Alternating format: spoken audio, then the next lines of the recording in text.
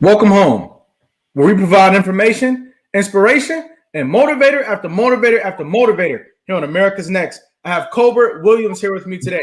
How you doing, Colbert? Good, man. How's it going? I haven't I'm heard doing my great. full name in a long time, bro. Yeah. Ladies and gentlemen, we are talking to Colbert Williams, more popularly known as Cole Williams. So for the duration of this interview, we're going to call him Cole instead of Colbert. But when There's people a story behind that. I'll tell you another time. I understand it. I do feel that this is going to be a very important discussion. It's going to be a powerful conversation. And when people go back to find out who Colbert Williams was, I want this interview to pop up. And so we're simply making sure. Hello to everybody out there on Roku TV, Apple TV, Android TV, Fire TV, Facebook, or YouTube, wherever you might be tonight. I want to say hello, and I appreciate you being here. Yolanda Riley's in the building. She says hello. How you doing, Mom? Without further ado, Cole, talk to us a little bit about where you're from. Where were you born? I was actually born in a small town, population of probably about 12 to 13,000 people, by the name of Benton Harbor. So Wow. Benton Harbor, Michigan is where I'm raised and was born at. Yeah. Okay. What was life like for you as a young child? You know, that's an interesting question, a question that people typically don't ask you when you have gray hair. They don't ask you them kind of questions. So you don't typically have to talk about your childhood. You just show up as you are, and people just see how you present, and they're like, okay, that's who he is. Mm-hmm. But I mean, to be completely honest with you, it's probably I don't like talking about my childhood simply because of my experiences growing up. I mean, it was completely filled with poverty. Extreme poverty, and I mean, oftentimes homelessness, violence, domestic violence probably was the journey of my life. It's just experiencing and watching my mother experience domestic violence and being a part of being powerless as a 5-6-year-old boy to sort of protect her. So it's just rooted in violence, poverty, and mental health issues and challenges. I find it interesting that you say I don't like talking about my childhood, and I wonder how many adults out there, men and women, have that same sentiment that it's a place that they don't like to reveal. It's a place that they don't like to unpack, and we do live in a world where a lot of times people are taken for face value. And in my perspective, I think that sometimes we misunderstand people when we simply take them for face value. We assume that we know how to treat them. We assume that we understand their value. We assume that we know where to place them in the hierarchy of life. But 100% of the time, I found that to be a mistake here on America's Next Motivator, because people's story, it just takes you a variety of places. You never know. I agree. You never know. What was your relationship like with your mother and father, given the turmoil that you just spoke about? Oh, man. Well, my relationship with my mother, of course, was like most sons, are often wanting to protect her, wanting to save her. I found myself in some instances being her confidant, the person that she kept her secrets and told her secrets to. I was there oftentimes to not only try to protect her, but also protecting my sisters from violent men that my mom had oftentimes, really had fallen in love with. And in so many instances growing up without a father, I was also in love with some of these men that my mother was also in love with. And so, when I think back about the experiences that I had with men of color in particular, because these were the men that my mother loved, there was also this hate and fear that I had, and just even disdainment that I had for men, in particular Black men, because I didn't trust them. And oftentimes it centers back to what I saw them doing to my mother and other women that I loved. So for me, it was really me trying to protect my mother, but also upset with her. Because again, I didn't have the knowledge and understanding of what domestic violence was. I just couldn't understand why they kept coming back. right? And so as a 5, 6, 7-year-old boy who doesn't necessarily have a voice and definitely doesn't have any power, I felt powerless to what I was watching and experiencing on a daily basis with my mother. And so I ended up ultimately started to resent her because I couldn't Wow. understand why she was picking them over Wow. us, right? If we can, what was the backdrop? What was the context going on before you were born? What was happening in your family? Was there generational poverty? Were you in the same neighborhood for several generations? Why was your mother having those types of adversities in your Yeah. childhood? Yeah, I think it centers back to her own experiences. And as an adult now, talking to my mother, it was centered back to her own journey as a young woman growing up in poverty, as well as as I did, and struggling. She had a mom and a father both that was at home with her, but there was also drugs and alcoholism involved in that. And so, and then having her parents were also young parents too. So there's this combination of you're still trying to figure out who you are. Now you are married. Now you have children. And her father, my grandfather, could not read or write. He was from Little Rock, Arkansas. And so he was really good with his hands, but academically, that wasn't his gift. And Mm. so, of course, my mother was born under the umbrella of that rearing and parenting. And so education was important, but it wasn't important. What was important is really trying to, survive in poverty, and that one day it could look this way and the next day it can be a complete nightmare. And so you really learn how to navigate. And at the time I didn't know that my mother's story, because again, we don't talk about our childhoods. Mhm. But it was as an adult recognizing that, man, my mother's story and even her carrying me, in talking to her, if we go even further back, when I asked her about carrying me in her womb, it was really amazing to me how she talked about just being depressed and Wow. talked about being alone, even while carrying a baby in her womb. And so I thought, my gosh, if my mother felt alone and depressed while carrying me, I wonder how much that impacted me, while I was in her womb. And so it just really helped me start to really pay attention to like the dynamics of children and families, but recognizing poverty and its impact, and including even mental health. If That's we right. go back to it, so yeah.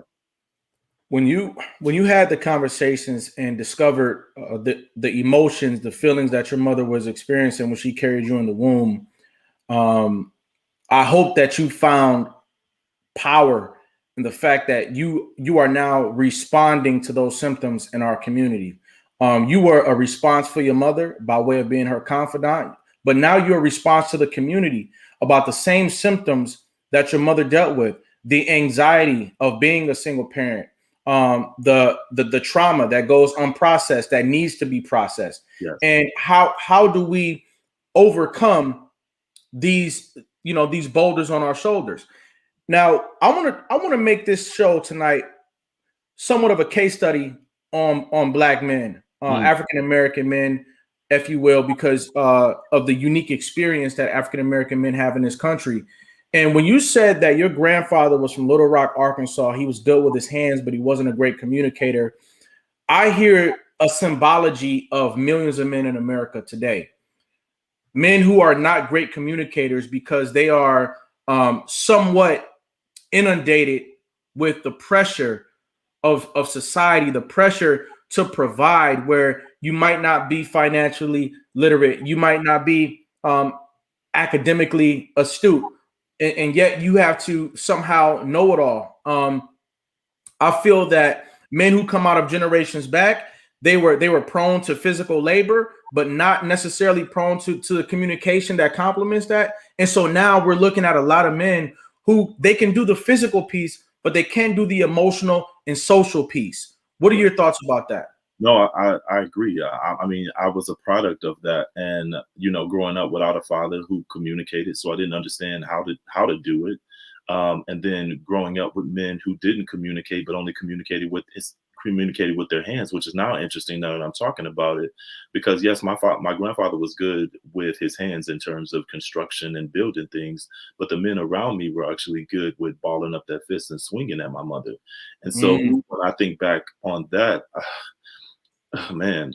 And you think about the power of touch and the lack of touch that I got in terms of even healthy touch. So when you begin to talk about communication, my experience has been communication is wrapped up in sex. And I mean, if I can be completely transparent, and so my grandfather was good with his hands, but he also taught us really well how to navigate with sex, and like this is how you move, and this is how you know how you handle situations with women. And so I think that when I think about the types of men that model for me, um, communication verbally, that was really non-existent. But I think a lot of us have been socialized to believe that how we must communicate has to be, you know, it has to be something that isn't necessarily about talking about emotions. My Right. grandfather didn't have the, not only that, but I recognize my grandfather and my mother too. A lot of folks don't have the language to communicate when it comes to talking about their emotions. Mhm. And I didn't know how to do it either. And then I became a father. So then that's a whole, Right. I mean, so it changes the game. But yeah, men don't know how to do that really well. We're getting better, right? But it's not something that my grandfather was socialized to do, and they didn't socialize me to do it either. So I'm looking at a pattern of resentment toward the man. In this case, a pattern of resentment toward the African American man or the black man. And I'm wondering if we can pull out some tools for men tonight. Yeah, And so we'll put a pin in that and just move forward. So you yeah. have brothers and sisters? I have two sisters. Okay. We're 2 years apart, so I have yeah, a 40-year-old sister, and I think my other sister's 36. Man, she's gonna kill Oh, me. you said their ages Oh, I tonight. did. You're bold.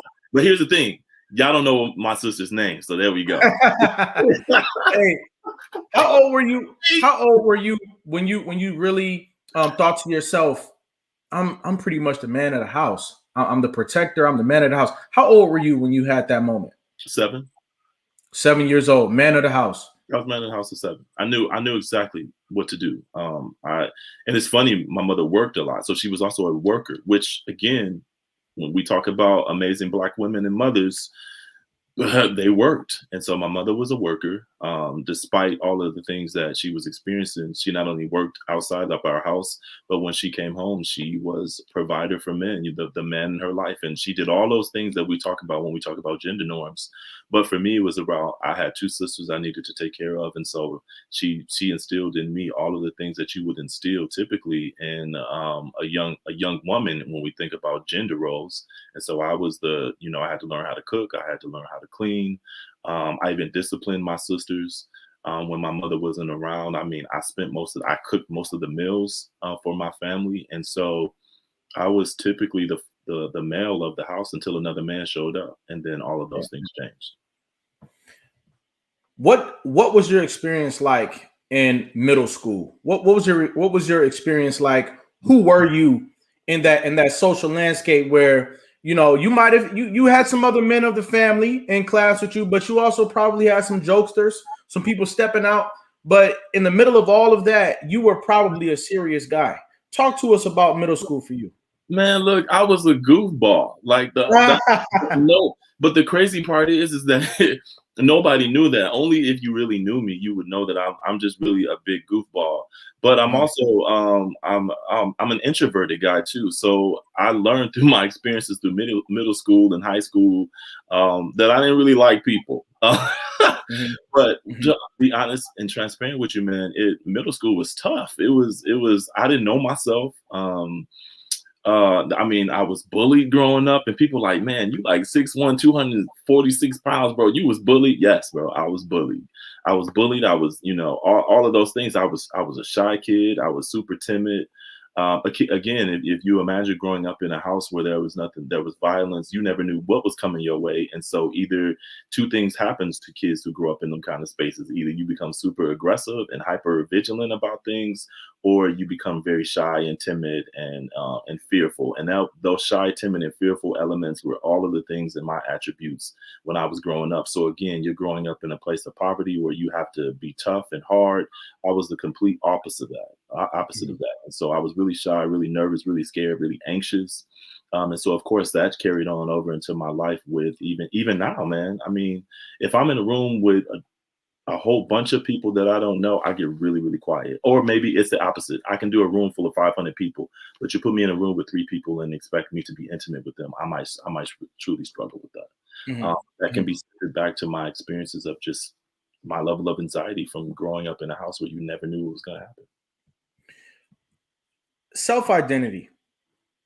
Not Man, not having a relationship with your father. I haven't heard that part of your story yet where you at least knew who your father was or he gave you a narrative of who you should be.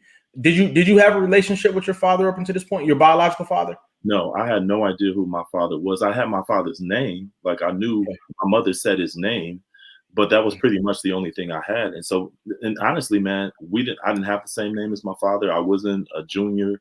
I just carried his name around. Like I would always hold it in my heart and my mind.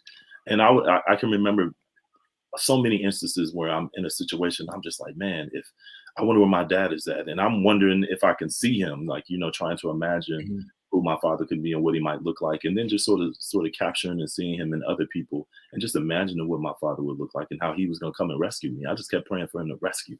Mhm. Like my daddy Mhm. gonna come. And when he come, he gonna rescue me. And I would just make up this man and what he would look like. So yeah, but no access to him yet. Is there a connection between not having your father and not being mentally and emotionally strong? So when we talk about lack of self-esteem, but you're big, lack of assertiveness or lack of personal grit, Yes. but you're 6 feet, you're 200 pounds, and you're in middle school. You're one of the bigger kids, but you don't have the core strength. You don't have the core confidence because of a lack of a relationship with your father. And so I want to know if it's okay to connect your ability to be strong with your relationship with an effective father.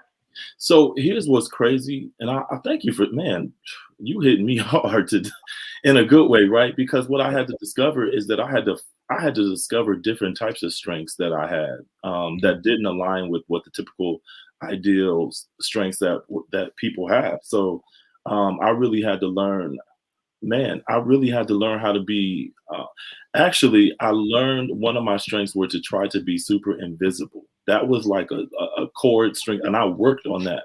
But what the issue was, and the disconnect was, is that it's very difficult to be invisible when you're a pretty big person. Right. And so what I did was I would just learn how to shrink, and I didn't know that that's what I was Woo. doing, but I spent a lot of time shrinking around people, and I would get really small. What does that mean? So shrinking for me meant be really quiet, be be a mirror for people. So I would become what other people were. So I would jump in, and I would just blend. My goal was to just kind of be as don't say a lot, but if you did say a lot, say what they were saying. So mimic what they were saying, laugh at what they were laughing about, even though you didn't think it was funny. Everything that I was trying to do was to be as invisible as possible, and I discovered the best way to do that is just be what everybody else was, and Mhm. that really was a survival mechanism in terms of how I was able to really survive. Is that I just kind of became what I thought everybody else was. Mhm. So when you're a kid, when you're a child, it's hard to see yourself. Absolutely. You're trying to develop an idea of who you can be, what your capabilities are, and like you said, without a relationship with your father or even a effective uncle, for that matter, you find yourself mimicking those around you. Some people might say, "Oh, that's following," but let's say you're mimicking. In this example, did you ever have an experience where a so-called alpha man came into the classroom or into the program space and called you a follower, uh, a mockery, an imitator, somebody who didn't know how to be a man or a young man? No. So Okay. that's the other another powerful point to make too, is that I also grew up in a school system where there weren't any black men. I didn't have one black teacher. I didn't And not when I reflect back on it, I can't believe that I went through my whole academic school year, and never came in contact with a Black man who was in education. Wow. Also speak to not having a Black mentor. There wasn't a Black man that kind of showed up and was like, "Hey, brother, I see these gifts inside of you, and I want to help nurture that or water that, or let me give you some wisdom or advice." I didn't see Mhm. none of those things. Not only that, but shoot, none of the men, none of the boys that I was hanging out with saw it either. And so Wow. we were just bouncing off of each other. Mhm. Um, but I will tell you this, and I say this oftentimes, man. What saved me, and this is the craziest thing ever, but what saved me was television shows, and the impact of media is what really saved me, because during the times I was growing up, there were television series like Little House on the Prairie with Michael Landon, and the Heathcliff Huxtable, and oh my gosh, what are some of the James Evans? Like, these men on television were like the living examples of what I wanted to become as a man, and as a family, because they showed me things through television that I didn't have when I turned the TV Mhm. off. But I recognized, oh, you could be that. Right. So the media really helped shape me in understanding like what I could become. I think that's key. Here we are building a profile of you tonight that some young man could be out there watching, either today or in the future, and it's going to serve the same purpose. Media is very important, and I appreciate you for coming on here to share your show today. Yeah. But let me get this straight. I mean, share your story today, but let me get this straight. Are you saying that you never had the gift of a man standing upright, looking at the group of you all, telling you, stop being a follower, be your own person, be original? You didn't have that at school.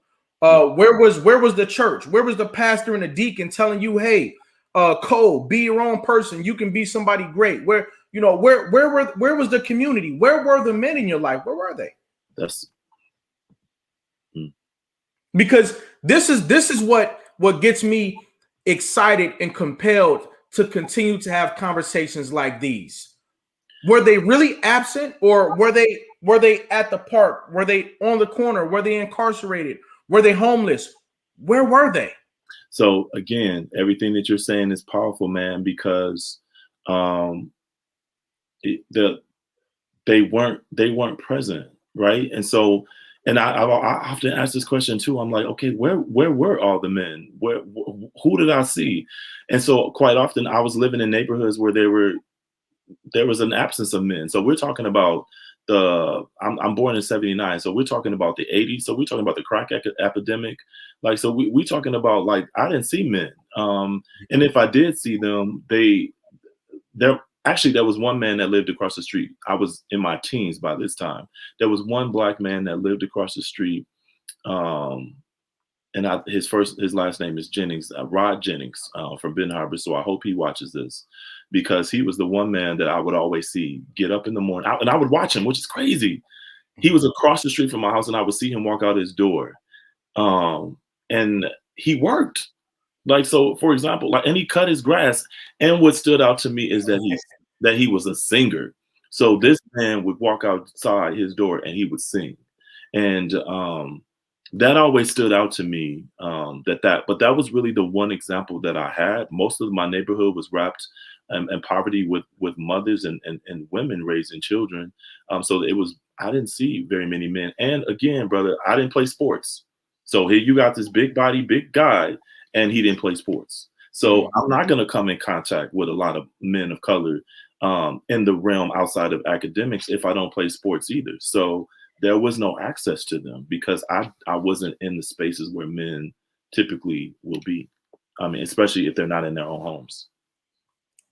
At what point did you begin to separate your identity as a male from the identities of females? And when did you say, okay, I have to be a man, which is different from my mother or my auntie or the community elders who are women?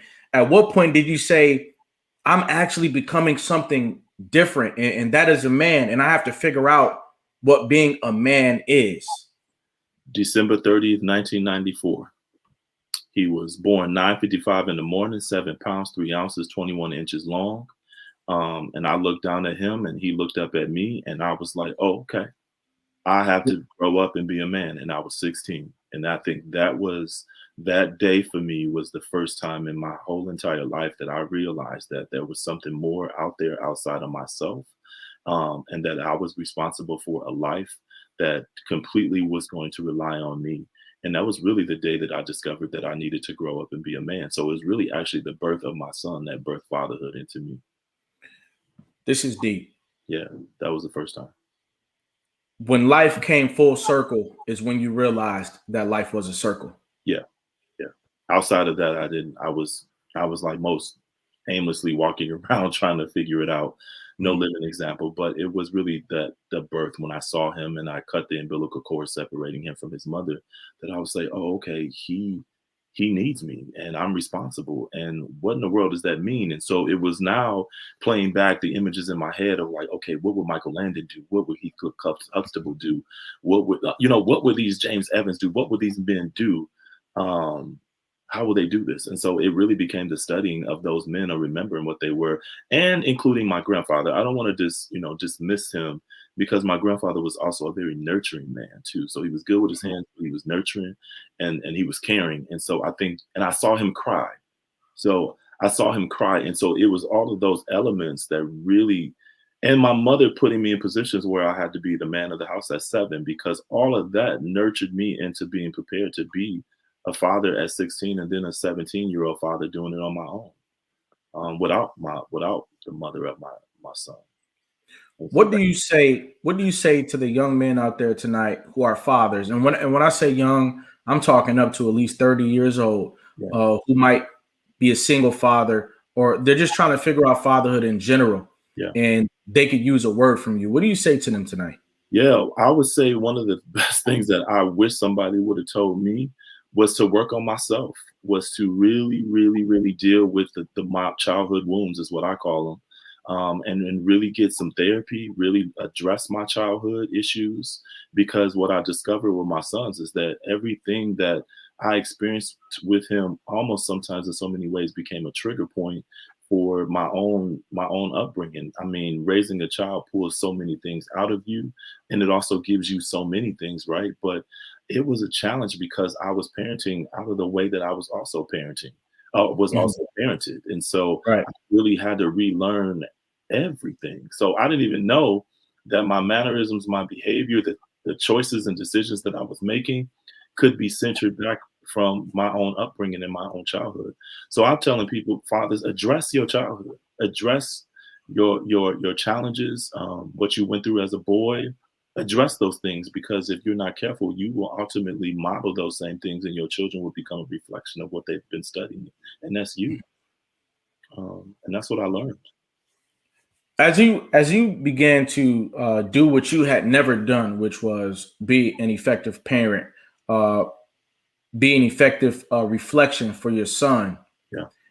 did that bring about a new meaning for vision, for reflection, for putting the mirror up for others? You talked a few minutes ago about how you were reflecting others, and sometimes an immature way. Everybody was just goofing off. Yeah. But as you got older and you had your son at 16 years old, Yeah. reflection began to mean something different tonight. Yeah. Uh, Talk to me about what reflection means to you and the value of mirroring to one another. Yes. So what happened for me is that I stopped doing things that most excuse me, most adolescents do. One of the things I started doing is I started taking school serious. Uh, Okay. Again, I grew up in an environment where school wasn't serious. People didn't talk about it. So I started taking school serious. I stopped skipping school. Um, and I really had to become a responsible parent. So it really became about me really understanding time management, or just managing my schedule, because I went from, now mind you, I'm still in high school. So I'm in high school with a kid, and not only am I in high school Wow. with a kid, but also my life took another transition too. And I ended up finding myself in a situation where my mother could not continue to take care of me and my 2 other sisters, because of all of the challenges that she was experiencing. And so there was a teacher that decided that, hey, I want to help Cole out, and I want to help your family out. And so, hey, I'll have Cole. Cole can come cut my grass and help out. And he was an elementary school teacher of mine. And so it just transitioned to now I'm living in a predominantly white neighborhood, going to a predominantly all white school. And now I have a kiddo as well. And so my life sort of went from growing up in poverty to now I'm living this middle class white lifestyle. And that's actually the shift from Colbert to Cole, because I started going to this predominantly white school and no one could say my name correctly. And so I discovered that, oh, okay, let me just take the bird off because they would screw it up. And I just became Cole. And Right. That became, almost my new identity. I was like, oh, I can shift out of poverty. I'm now middle class, whatever that looks like. And now I have an opportunity to give my son some of the things that I didn't have. But when I tell you the cost that came with trying to give my son what I didn't have and the sacrifices that I found myself making at 16 and 17, where my son was born in the foster care system and was taken away from his mother because of trauma of her own journey, right? And then now I'm here with I'm 17 with this little baby and he's 1 year old and I'm now responsible for life. And now I'm trying to navigate assimilating in a white culture as big and dark as I am. Now I have a baby and I'm showing up in a religion class and they're talking about creating flower babies where these high schoolers are walking around with a flower basket, with a bag of flour in a basket. And I'm like, yo, I'm receiving food stamps, Medicaid, Right. and y'all are talking about a baby, a flower bag. And so yeah, bro, it was crazy. And it was really a shift for me because I actually stood in front of my class for the first time in religion class and really talked about what it was like to actually have a kid in high school and tell them that I'm receiving $185.50 for cash assistance and $250 in food stamps, and not the bridge card, but the cash, the money food stamps. And I'm embarrassed to do this. I'm getting WIC, women, infant, and children. I'm not even a woman, and I'm sitting in this office receiving services as if I am a woman, and that's tearing me down too, because I'm not supposed to be receiving WIC for my son. I'm a man. I'm supposed to be working, and so all of these messages were being sent my way, and I'm just all over the place, man. I don't know who I am, what I am, but all I know, I have a 1 year old son. I am. Listen, I'm so with you in this moment tonight. These are moments where you connect and relate to thousands of people across the country tonight. I've met so many fathers who have shared the same thoughts that you're sharing tonight. We're having a very profound conversation with Cole Williams, ladies and gentlemen. We're going to take a brief break, and you guys sit tight because after this break, we're going to talk about more of his work today and the impact that he's making on the community. Everybody, sit tight.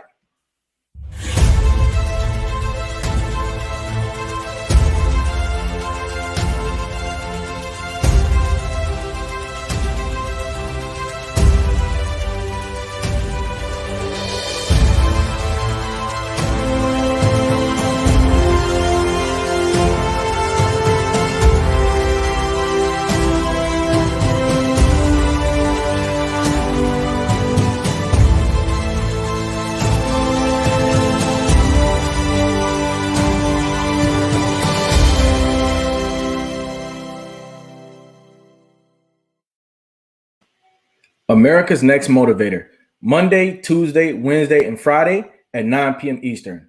America's Next Motivator, hosted by me, Cedric Riley, sponsored by the Pride Empowerment Network and our viewership.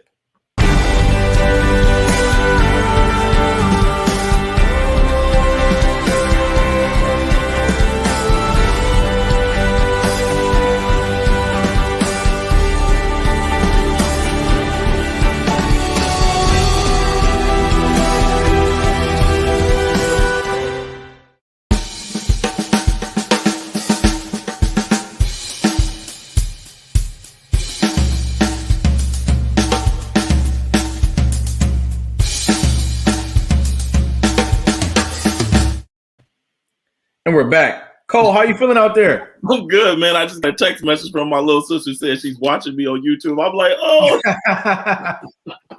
Hey, man. We're going to get right back into it. because I want to know where this story goes, how you got here today.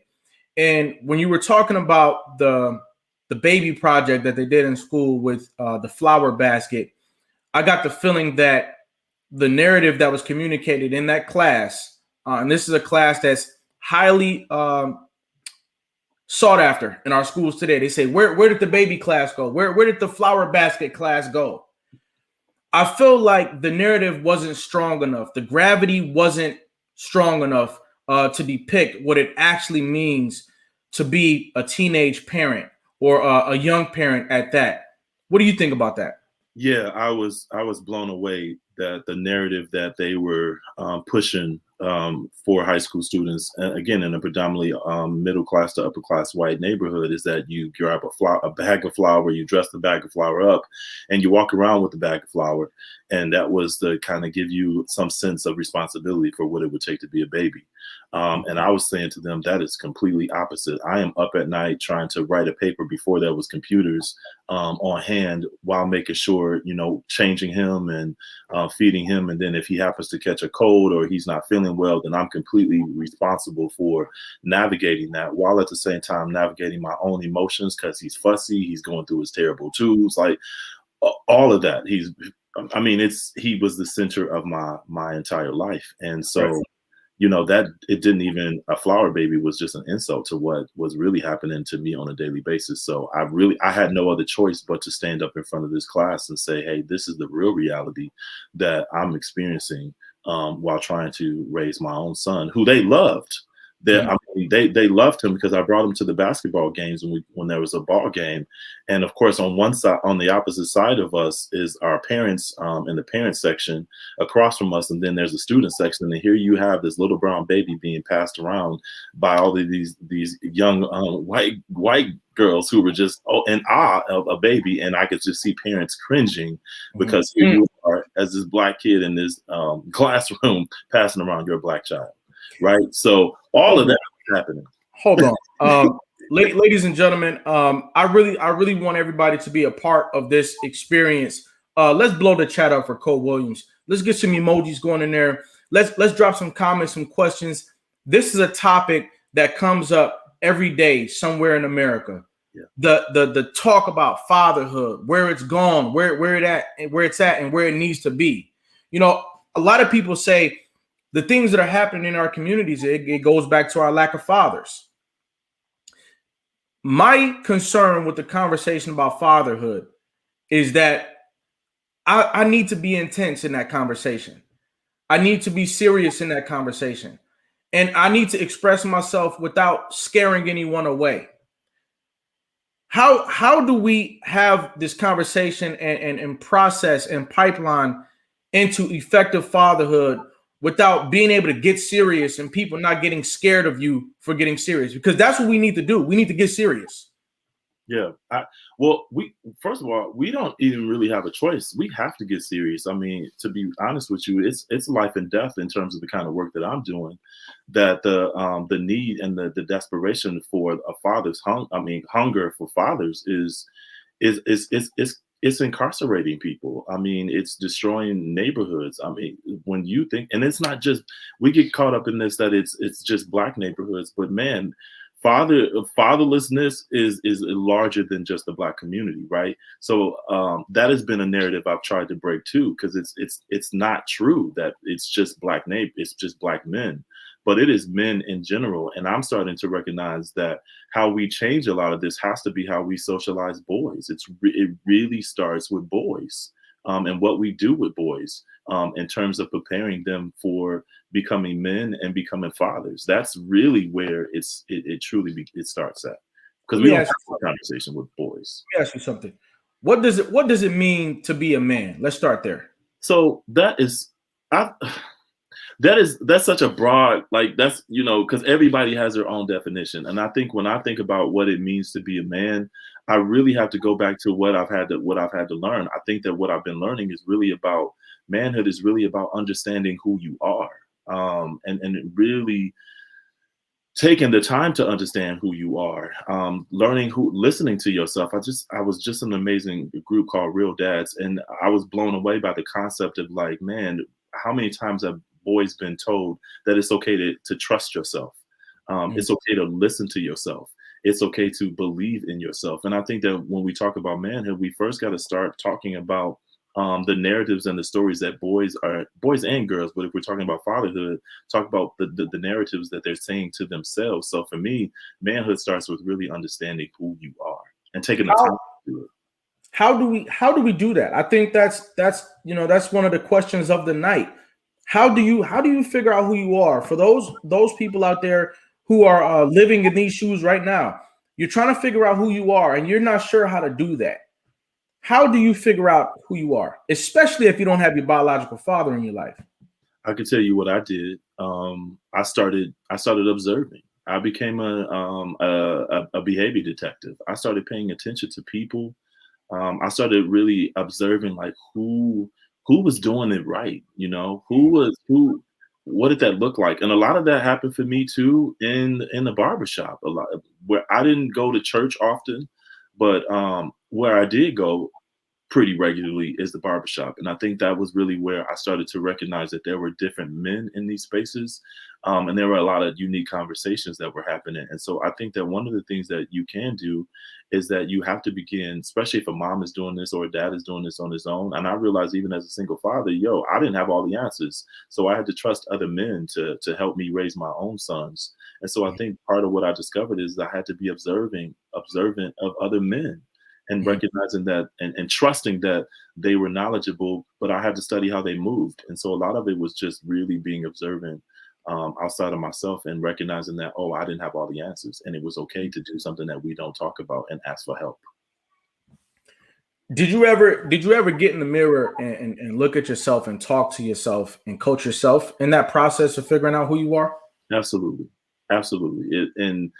That's another part of it. It's the script that you tell yourself. And so I realized that it couldn't just be, if I couldn't observe men in areas, I really had to start doing research. So it became books, it became going to church, but ultimately it really did become about me looking in the mirror and sort of asking myself my question, who are you? And just accepting the fact that, okay, people always talk about your eyelashes. I have really curly eyelashes, and I used to hate them because everybody would say something negative about them. And so I had to learn that, okay, you have curly eyelashes and that's okay. And then when I found my father, I discovered that I have my father's eyes. And so I think what shifted the game for me in terms of my self-identity and becoming a man is when I realized that, oh my gosh, how my mother told me that I have my father's eyes. I wouldn't have been looking so much outside of myself because I would have saw my father within me. And so I've learned too that there's power in parents who can say, even if I don't like the other parent, who can find beauty and attributes in their children that can be easily reflected about their fathers. But it also depends on the narratives that children are given about men, whether the men are involved in their lives or not, because they will end up loathing those very things that their mother might say to them that they like about their father as an physical attribute because of the narrative that they've been told about him. So I think it boils down to how we talk about men in spaces where children are around. Because oftentimes we don't do a really good job of telling the other part of that story. There was something about that man you loved and cared about. That's right. That's right. That's what I've had to learn how to do too. I met a gentleman who always used to ask, he'd say, "How you looking? How you looking?" He'd always ask, "How you looking?" Yeah. And for young men out there and for grown folks, men out there who are still trying to figure it out. If you don't have a relationship with your biological father, or if you've not really seen your biological family members, it's hard to answer that question. How do I look? You don't really know how you look without those images of your people.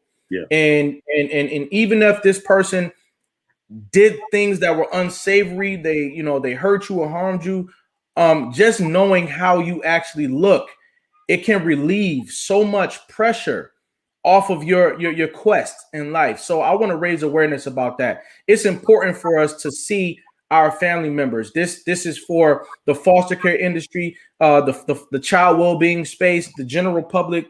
We need to see our families out there because it helps us to understand how we're looking. Now, my second question was, what does it mean to be a father? What's that mean to you? Ooh. Man, that means a lot to me. Gosh, man. Fatherhood has been transformative for me, man. You done got me to itching. Yeah, God. that's what we do, man. Jeez. Yeah, Fatherhood has been it's been a, a transformation. It's been an awakening. I mean, fatherhood actually raised me. Can I say that? Does that make sense? yeah, I learned how to be a man by actually being raised by my sons. I don't even know if that makes sense, but I feel like my sons raised me up and challenged me in ways that I've never been challenged. And I think that's the other part of this too, is this idea like anytime, and I had also fatherhood is being a student. Like I had to learn how to be a student of my sons because I always thought I'm the provider, I'm the authority, but it's a shift when you become a student of your own children and allow them to right. teach you. And so I think for me, fatherhood has required me to be a student. Absolutely. That's absolutely huge. We live in a world where and you guys can replay this episode and see that the dots add up to this very moment.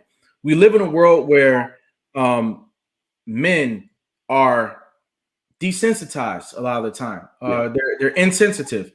And as a result, they're either in an abusive relationship with themselves or they're just not taking care of themselves. yeah, And so when you have a child, that's the moment where you really want to deeply, deeply meet the expectations of somebody else.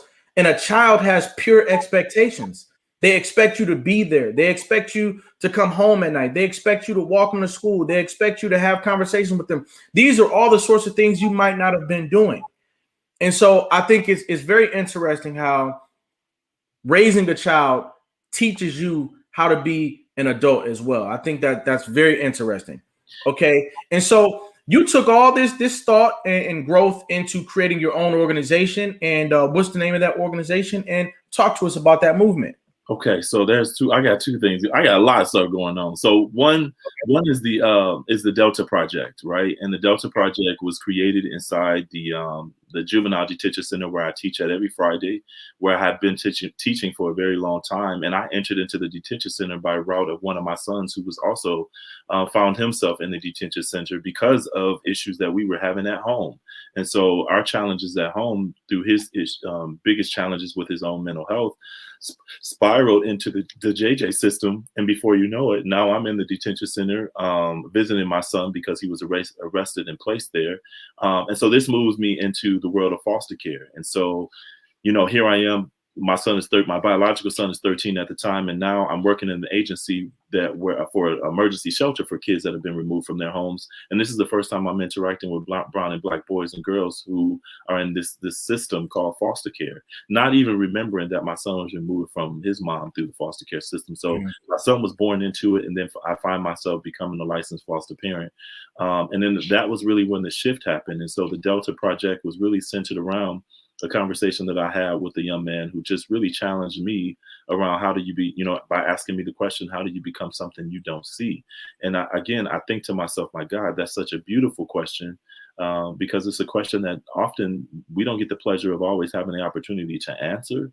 And we don't always get the opportunity to hear the question asked by young men that look like us. And so I think that is the Delta Project is really around telling these narrative stories about brown and black boys who are in the JJ system, and finding ways to support them not only while they're in that system, but supporting them as they transition out of that system.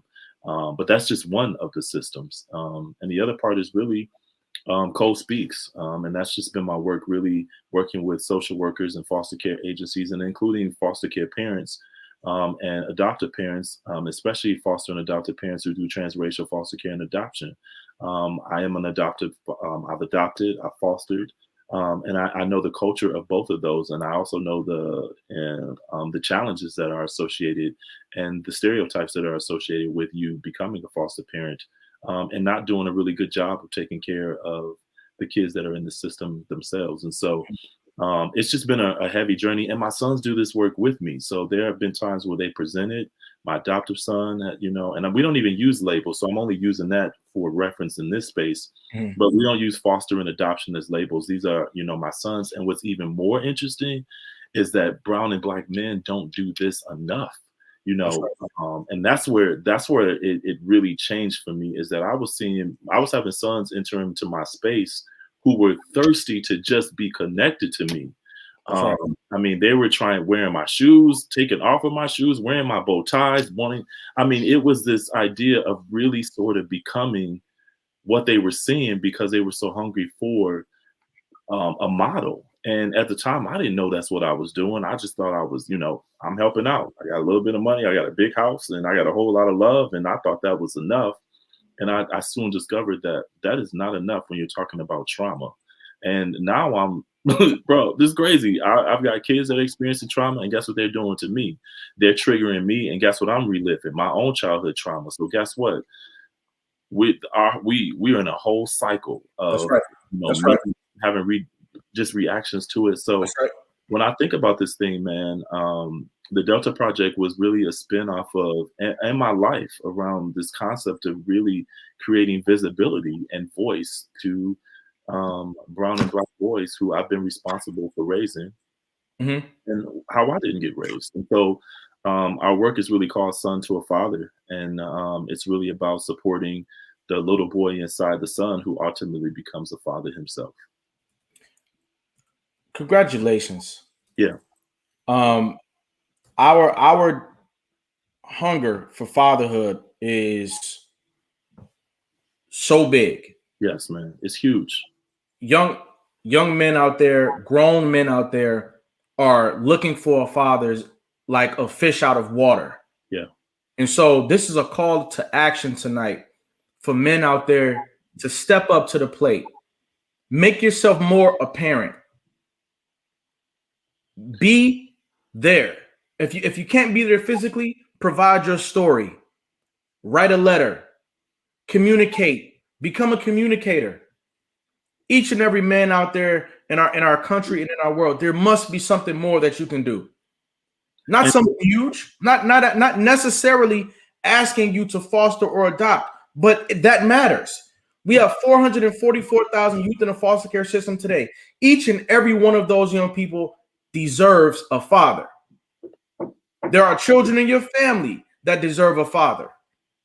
Some of us have children that we are not currently fathering. And like I said, fathering doesn't always mean being in the home with them. Sometimes we know that that's not possible. But are you communicating? And even if you can't communicate, are you becoming an effective role model so that when your child lies eyes on you, it answers the question for them, how am I looking? As we round third base tonight, I want to ask you something. I got to shake the room up a little bit. okay. Do we need more spaces where young men can go out there and bump their heads, so to speak? I think that it's tragic that we have to do this art called fatherhood, and the art is so meticulous and the art is so deep. It's a science, and we're not doing it. So when we jump in, it's almost like, being an elementary school kid who jumps onto a university campus, and you got to keep up some type of way. When you mess up, it seems like the criminal justice system is right there waiting to take your son to jail, or waiting to arrest you or your child. I feel like as soon as you mess up, there's that chance. Like, you bumped your head, you made the wrong mistake, and now you're in jail. Do we need a place almost like a ropes course, an obstacle course? Do we need a space where young men could bump their heads safely? So what I've been learning is that we actually need to create brave spaces for men to really do some real healing. Yeah. Like the biggest challenge that I've seen in working with men that are incarcerated in both jail and prison, and they share the same narratives and stories that the boys that I work with share, is that they haven't had the opportunity to be truly loved by a man. So they don't know. So they're out doing what I was doing, chasing after what I think and what people are telling me is what I'm supposed to feel when I'm around men. But there's a hunger for men, and men don't know. This is the other part, bro. They don't know how dope and brilliant and important they are. And I think Right. we've got to shift that narrative. That's right. Systems have to shift that narratives. When we think about children, we think about mothers. child rearing is associated sometimes with moms, and so there's Hold on. yeah. So yeah, yeah, we're in the final seconds of the show, and we've got a little bit more work to do.